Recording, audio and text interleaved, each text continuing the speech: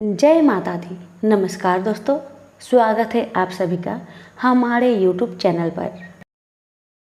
ओम नमः शिवाय। हर हर महादेव। माता पार्वती की जय, गौरी गणेश की जय, श्री शिव महापुराण की जय। प्यारे भक्तगणों, आज सोमवार के दिन आप सभी श्रवण करेंगे श्री शिव महापुराण की कथा। भैरव उत्पत्ति तथा ईश्वर का ब्रह्मादि पर अनुग्रह। नंद केश्वर बोले, उस समय जो महादेव जी को ब्रह्मा जी पर क्रोध आया तो उन्होंने अपनी भोग के मध्य से भैरव नामक एक अद्भुत पुरुष को प्रकट कर दिया, जिसने नमस्कार कर उनकी आज्ञा मांगी। शिव जी ने आज्ञा दी, तुम अपनी लपलपाती तलवार से ब्रह्मा की पूजा करो। यह आज्ञा पाते ही श्री भैरव जी ने ब्रह्मा जी के केश जा पकड़े। ब्रह्मा थर थर कांपने लगे। भैरव जी ने शीघ्र ही ब्रह्मा का मिथ्याभासी 5वां सिर काट लिया। फिर इन्होंने उनके और सिरों को भी काट लेना चाहा। ब्रह्मा जी भैरव के चरणों में गिर गए। यह देख विष्णु जी ने अश्रु त्यागते हुए बालकों के समान शिव जी के चरणों का आश्रय लिया और हाथ जोड़कर यह प्रार्थना की, आरंभ में भी आप ही ने कृपा कर इन्हें 5 सिर प्रदान किया था, अतः इन्हें क्षमा कर प्रसन्न हो जाइए। शिव जी अपने गणों के मध्य जा प्रकटे। उन्होंने भैरव को मना कर दिया। फिर एक सिर कटे ब्रह्मा से बोले, उन्हें अपनी प्रतिष्ठा और ईश्वरत्व के लिए छल किया, अतः अब तुम सत्कार स्थान और उत्सव से विहीन किए जाते हो। ब्रह्मा जी शिव जी को हे स्वामी, हे भरत कहकर अपना 5वां सिर मांगने लगे। ईश्वर ने कहा, राजकथा के भय से मैं विश्व स्थिति को बिगड़ने ना दूंगा। हे पुत्र, जो अपराधी है उन्हें तुम दंड दो, लोक मर्यादा का पालन करो। मैं तुम्हें वर देता हूँ कि अब आज से तुम गणों के आचार्य हुए, ही तुम्हारा सत्कार होगा। कोई भी यज्ञ तुम्हारे बिना पूर्ण न होगा। ब्रह्मा जी से ऐसा कहकर ईश्वर उस केतकी के पुष्प से बोले, रे मिथ्याभासी केतक दुष्ट, तू भाग जा, तू मेरी पूजा के योग्य नहीं है। शिव जी के गणों ने उसे दूर भगा दिया। केतक शिव जी की प्रार्थना करने लगा और उसने कहा कि हे नाथ, कुछ तो सुफल कीजिए, मेरे पापों को दूर कीजिए, भला आपकी कृपा से क्या दुर्लभ है। शिव जी ने कहा, मेरा वचन मिथ्या नहीं होता। हम तो तुम्हें नहीं स्वीकार करेंगे, परंतु तू मेरे भक्तों की योग है और इस प्रकार तेरा भी जन्म सफल होगा। जहाँ मेरी मंडप रचना होगी उसका सिर मोर तू ही होगा। ईश्वर केतक ब्रह्मा और विष्णु पर कृपा कर देवताओं में आए। देवताओं ने उनकी यथोचित पूजा की। शिव जी अपनी शोभित सभा में जा बैठे। नंद केश्वर बोले, हे सनत कुमार, अब ब्रह्मा विष्णु हाथ जोड़े हुए शिव के अगल बगल में जा बैठे। फिर उठकर पुरुष वस्तुओं से कृतिक पुरुषवाचक जैसे हार, नूपुर, केयूर, तिरठ, मणिकुंडल, यज्ञ सूत्र, उत्तरीय वस्त्र, माला, रेशमी वस्त्र, तांबुल, कपूर, चंदन, अगर लेपन, सुगंधित द्रव, सुगंध आदि, धूप दीप, श्वेत छत्र, व्यंजन, ध्वजा, चमर और मन से अतीत वाणी द्वारा तथा और भी बहुत सी दिव्य वस्तुओं द्वारा उपहार प्रस्तुत कर ब्रह्मा और विष्णु ने शिव जी की पूजा की। शिव जी ने उन चढ़ाई हुई वस्तुओं को उठाकर सब में वितरित कर दिया, परंपरा की रक्षा की। पुनः ब्रह्मा विष्णु से पूजित शिव जी प्रसन्न हो उनसे बोले, हे वत्स, ऐसे महान दिन में तुम्हारी पूजा से मैं संतुष्ट हुआ, अतएव अब आज से ये दिन शिवरात्रि नाम से प्रसिद्ध एक बड़ा पवित्र दिन होगा, जो कि मेरी प्रिय तिथि होगी। इस शिवरात्रि के दिन जो मेरे लिंग बैर शिव की पिंडकी की पूजा करेगा वह सृष्टि विधायक तक होगा। यदि कोई जितेंद्रिय निराहार रहकर 1 वर्ष निरंतर मेरी पूजा करेगा तो वह बड़ा तपस्वी होगा, किंतु जो एक दिन शिवरात्रि की मेरी तिथि पर परपच्य रहित हो मेरी पूजा करेगा वह उसके ही समान होगा। क्योंकि जैसे चंद्र दर्शन से समुद्र उमड़ता है, वैसे ही यह दिन भी मेरी भक्ति को उभारने वाला है। मेरा स्तंभ जो पहले प्रकट हुआ लिंग रूप आद्रा नक्षत्र है। यदि कोई अगहन में आद्रा नक्षत्र में उमा सहित मेरे रूप या मेरे बैर लिंग के ही दर्शन करता है, वह मेरे परम प्रिय कार्तिकेय से भी अधिक प्रिय लगता है। इन पुनीत दिन में दर्शन से ही महाफल प्राप्त होता है और पूजन फल तो पानी से नहीं कहा जा सकता। इस समर के स्थान में जहाँ मैं लिंग रूप से प्रकट हुआ हूँ, इसका यही नाम होगा और यह पूजन के समय छोटा हो जाएगा। मुक्तिदायक होने के साथ ही दर्शन, स्पर्श और ध्यान से आवागमन से मुक्ति देने वाला है। विश्व में इसका नाम अरुणाचल होगा और यहाँ शरीर छोड़ने वाले को मुक्ति प्राप्त होगी। इस लिंग में मुझ परमेश्वर लिंगेश्वर की पूजा करेंगे। उन्हें सालोक्य, सामीप्य, सारूप्य, सारथी और सायुज्य पांचों प्रकार की मुक्ति प्राप्त होगी और सब भी अपने इष्ट को प्राप्त करेंगे। फिर तो ब्रह्मा विष्णु के युद्ध में जितनी सेना मारी गई थी, उन सबको शिवजी ने अमृत बरसाकर जीवन प्रदान किया और उन दोनों की परस्पर शत्रुता को भी यह कहकर समाप्त किया कि मेरे सकल और निष्कल दो स्वरूप है, ऐसा और किसी का नहीं है, इसलिए कोई और ईश्वर नहीं हो सकता। हमारा एक तो स्तंभ लिंग रूप है, दूसरा निष्कल सगुण रूप ईश्वर है। ये दोनों ही रूप सिद्ध है। बड़ा आश्चर्य है कि तुम लोगों ने अज्ञानवश अपने को ईश्वर मान लिया। उसे ही दूर करने के लिए मैं संग्राम भूमि में आया। अब अभिमान त्याग मुझ ईश्वर में भक्ति करो। मेरी ही प्रसन्नता से लोक में सभी पदार्थ प्रकाशित हो रहे हैं। मैं ही पर ब्रह्मा हूँ और मेरी ही यह सब कलाएं हैं जो निष्कल रूप में दृग्गोचर हो रही है। कुछ गुरुदेव के वाक्य ही सर्वदा तुम्हारे लिए प्रमाण है। तुम्हारी प्रीति देखकर ही मैंने ऐसा कहा है। मैं सगुण निर्गुण दोनों हूँ।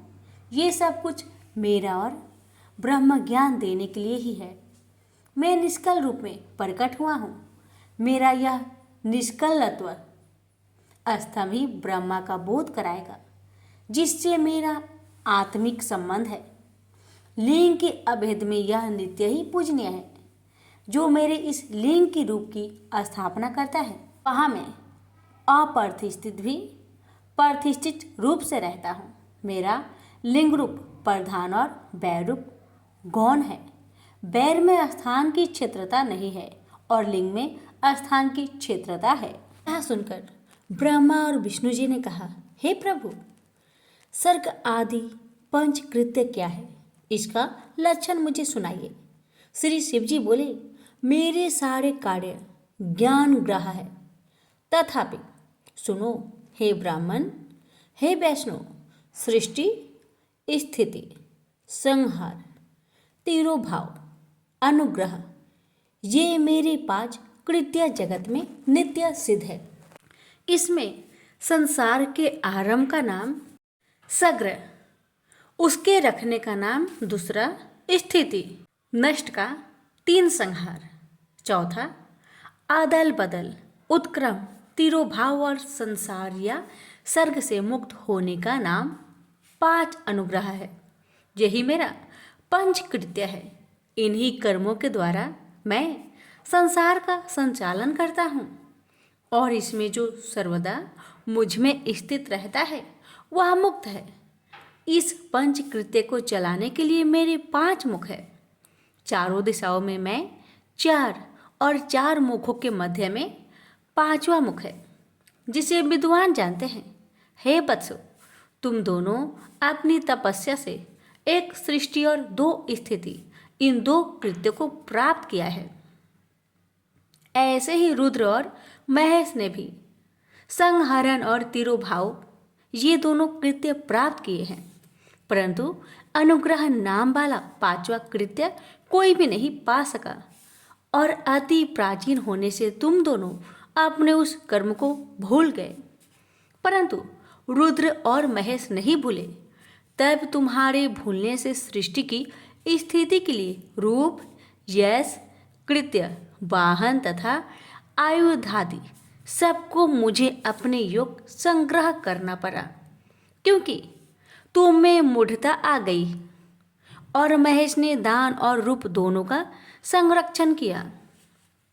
अब यदि तुम चाहते हो तो मेरा ओमकार नामक मंत्र ऐप से जपो, जिसके जप से तुमने मान न उत्पन्न हो, क्योंकि मेरे मुख से निकला एक उत्पन्न हुआ ओमकार मेरा मंत्रोपदेश और बोधन है। यही मेरा वाचक और मैं वाच्य हूँ। यह मंत्र मेरी आत्मा है और इसका स्मरण करना ही मेरा स्मरण है। श्री नंद केश्वर कहते हैं कि उमा सहित शिव जी ने उत्तर की ओर मुख करके ब्रह्मा और विष्णु को इस मंत्र का उपदेश कर गुरु मंत्र दिया। तब से ब्रह्मा और विष्णु उनके आत्मा रूप हो गए और उन्होंने अपने को शिव जी को समर्पण कर दिया।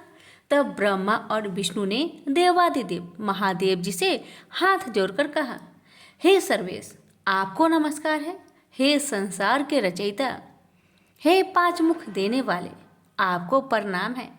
जब इस प्रकार स्तुति कर दोनों ने सकल निष्कल गुरुदेव शिव जी को नमस्कार किया, तब महादेव ईश्वर बोले, हे पुत्रों, मैंने तुमसे सभी तत्वों का वर्णन कर यह मंत्र भी बतला दिया है कि जिसका जप कर मेरे स्वरूप को प्रत्यक्ष जान सकते हो। मेरा बतलाया हुआ यह मंत्र भाग्य विधायक और सब प्रकार के ज्ञान को देने वाला है। जो इसे मार्गशीर्ष की आद्रा वाली चतुर्दशी में जपता है और यदि आद्रा सूर्य गति की होती है तो इस एक ही मंत्र का जाप करोड़ गुना हो जाता है। इसमें प्रातः संध्या समय मेरा दर्शन भी उक्त फल देता है। मेरे लिंग स्तंभ और बैर मूर्ति, इन्हीं दोनों का पूजन करना उत्तम है। ओमकार मंत्र से लिंग और पंचाक्षर शिवाय नमः मंत्र से वैर का मूर्ति का पूजन करना योग्य है। ऐसा करने से मेरा पद सुलभ हो जाता है। ब्रह्मा और विष्णु को ऐसी शिक्षा देकर शिव जी वही अंतर्ध्यान हो गए। अब सुनेंगे शिवलिंग स्थापन। यह सुनकर ऋषियों ने पूछा, हे सूत जी, कैसे लिंग की स्थापना करनी चाहिए और उसके क्या लक्षण हैं? जिस देश अथवा काल में तथा जिस प्रकार उसका अर्चन करना योग्य है, कृपा कर मुझे यह बतलाइए। श्री सूत जी बोले, हे ऋषियों, गंगाधिक पवित्र नदियों के तट पर अथवा जैसी इच्छा हो वैसे ही लिंग की प्रतिष्ठा करें, किंतु पूजन नित्य होता रहे। पृथ्वी संबंधी द्रव जलमय अथवा तेजस अर्थात धातु आदि से बना हुआ जैसी रुचि हो वैसे लिंग का रोपण करें। चर मूर्ति बनानी हो तो छोटी बनाए, अचर बनानी हो तो बड़ी बनाए। शिव जी के लक्षणों से संयुक्त सिंहासन पर मूर्ति को पधारे।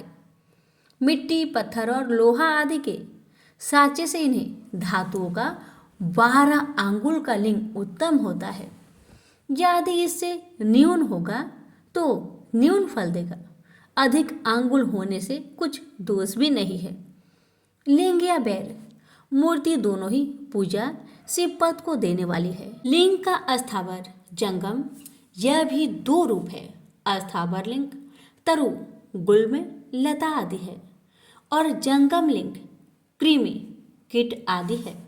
विद्वान जन अस्थावर जंगम में इन्हीं को संभाल कर इनमें सुखपूर्वक अनुराग रखते एवं इस प्रकार की शिव पूजा करते हैं।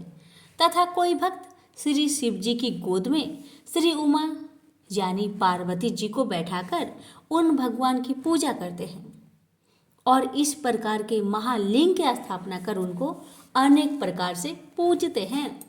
गुरु से जानकर स्नान, वस्त्र, गंध, पुष्प, धूप, दीप, तांबूल, नैवेद्य, अर्घ्य, तर्पण और नमस्कार आदि करें। इससे शिव पद की प्राप्ति होती है। लिंग चाहे मनुष्यों या ऋषियों द्वारा स्थापित किए गए हो, नए स्थापित हो या स्वयं प्रदुभूत हो, सबके उपचार की उपरोक्त एक ही विधि है। यदि कोई नियम पूर्वक शिव जी का दर्शन करता है तो उसे भी शिवलोक की प्राप्ति हो जाती है। पिसी हुई मिट्टी में गोबर मिलाकर अथवा कनेर के फूल अनेक प्रकार के फल, गुड़, मक्खन, भस्म, अन्न या जैसी इच्छा हो उससे लिंग बनाकर उसकी पूजा करें। कोई अंगूठे में ही शिव जी की पूजा कर लेते हैं। इसी प्रकार स्थान का भी कोई भेद नहीं है, जहाँ चाहे लिंग पूजन कर ले, इसका कुछ निषेध नहीं है। शिव जी सर्वत्र फलदायक है। जो श्रद्धापूर्वक शिव भक्त को लिंग दान या लिंग मूल्य देता है उसे महान फल की प्राप्ति होती है।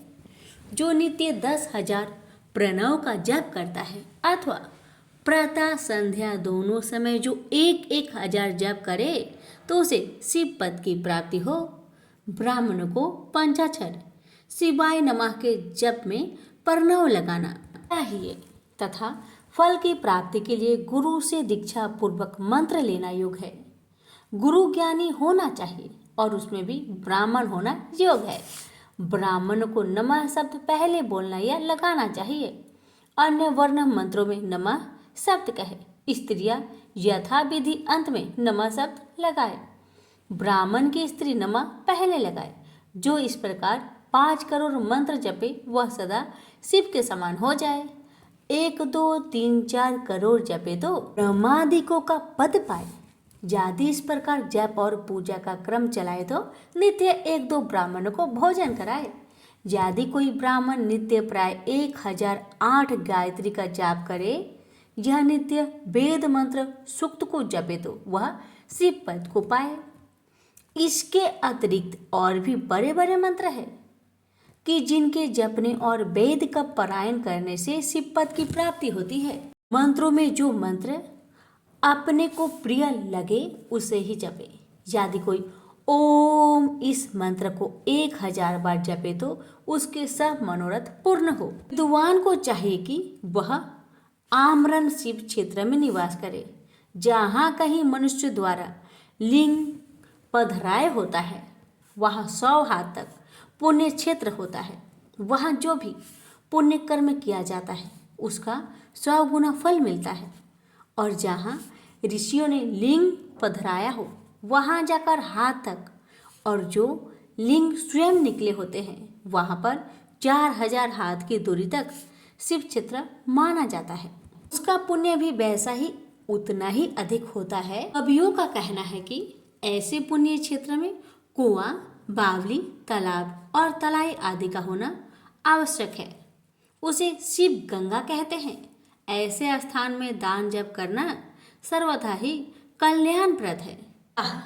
दशा मासिक पिंडीकरण, वार्षिक पिंडदान, बरसी आदि शिव क्षेत्र में करने से सब पापों से मुक्ति करा देता है। शिव क्षेत्र में 7-5 दिन या 1 रात अवश्य ही निवास करे।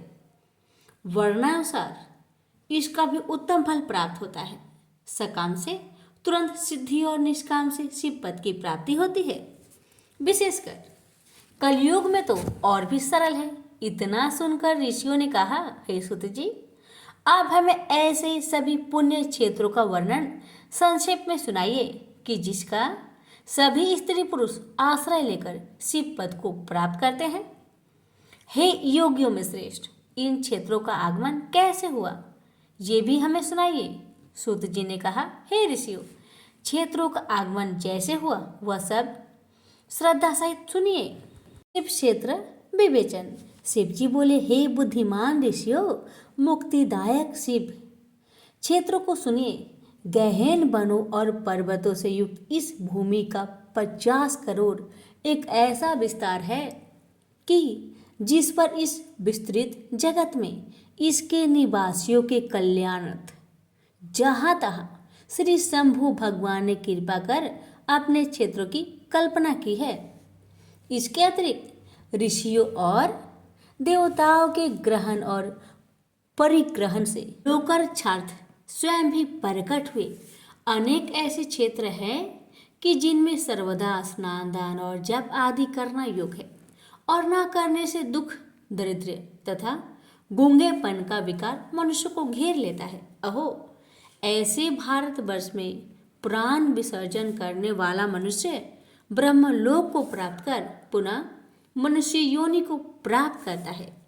क्षेत्र में पाप करना वज्र की तरह दृढ़ हो जाता है। अतएव हे मुनियों, पुण्य क्षेत्र में निवास करने पर किंचित भी पाप न करे, और जैसे भी हो सके मनुष्य को चाहिए कि वह सर्वदा पुण्य क्षेत्र में ही निवास करे। गंगा आदि नदियों के तट पर अनेकों तीर्थ है। 60 मुख वाले सरस्वती नदी बड़े ही पुनीत है। उसके तट पर निवास करने वाला ब्रह्म पद को प्राप्त होता है। हिमालय से निकली सतमुखी गंगा नदी पतित पावन है। उसके तट पर वास करे अथवा काशी आदि अनेक पुण्य क्षेत्र है कि जिनमें जाकर बसे। सोनभ्रत के तट पर बसे, उसमें स्नान करने और वहाँ व्रत करने से गणेश पद प्राप्त होता है। महानदी नर्मदा के तट पर बसे, जो 24 मुखों वाली वैष्णव पद प्रदान करने वाली है। 10 मुखों वाली तमसा नदी, 10 मुख वाली रेवा नदी और महापुण्यदायक गोदावरी नदी के तट पर बसे, जहाँ की बसने से ब्रह्म हत्या तथा गो हत्या का भी पाप नाश हो जाता है। यह 21 मुख वाली गोदावरी रुद्रलोक को देने वाली है। इनके अतिरिक्त 18 मुख वाली कृष्णवेणी नदी विष्णु लोकदायक, 10 मुखी तुंगभद्रा ब्रह्म लोकदायक और स्वर्णमुखी नदी जो 9 मुखों वाली है और जो ब्रह्मलोक से च्युत हुए प्राणियों को अपने तट पर जन्म देती है, तथा सरस्वती, पंपा, जन्य, श्वेत नदी, महापुण्य कावेरी जिसके 27 मुख है। ये सभी पुण्यदा शुभप्रद और स्वर्गदायक है तथा इनके तट ब्रह्मा और विष्णु पद को देने वाले हैं। ये सभी पुण्य क्षेत्र शिवलोकदायक और शिव संबंधी अभिष्ट फलदायक है। इन सभी नदियों और क्षेत्रों में स्नान का अपना अपना उनका एक पृथक पृथक पर्व है। इन पर्वों और मुहूर्तों में जो इन नदियों में स्नान करता है उसे उनके महात्म्य के अनुसार उत्तमोत्तम फलों की प्राप्ति होती है। यदि सदाचार, सद्वृत्ति और सद्भावना से बुद्धिमान पुरुष इन नदियों के तट पर निवास करता है तो उसे अनेक प्रकार की रिद्धि सिद्धि प्राप्त होती है। किंतु ऐसे पुण्य क्षेत्रों में थोड़ा भी किया हुआ पाप मनुष्य के बड़े से बड़े पुण्यों का नाश कर देता है, और जब उतने ही समय तक उसके लिए प्रायश्चित करे तब वह क्षय हो जाता है, क्योंकि पुण्य ही ऐश्वर्य को देने वाला है। कायिक वाचिक पाप तो शीघ्र नष्ट भी हो जाते हैं, परंतु मानसिक पाप वज्र लेप के समान होता है, जो कल्प कल्पांतर तक नहीं छूटता, और वह केवल ध्यान से ही छूटता है। जप, ध्यान और तप से सब शरीर को सुखावे, तब कहीं उनसे छुटकारा प्राप्त होवे। पुण्य पाप के 3 चक्कर है, बीज, वृद्धि और भोग। ज्ञान द्वारा इन तीनों को घटाया बढ़ाया जा सकता है, परंतु इस प्रकार के प्रयत्न की आवश्यकता ही क्या है। न पाप करेगा न उसको समन करने का यत्न करना होगा। अतएव जगत में निष्पाप जीवन ही उचित है और मनुष्य को सच्चा सुख तभी प्राप्त होता है।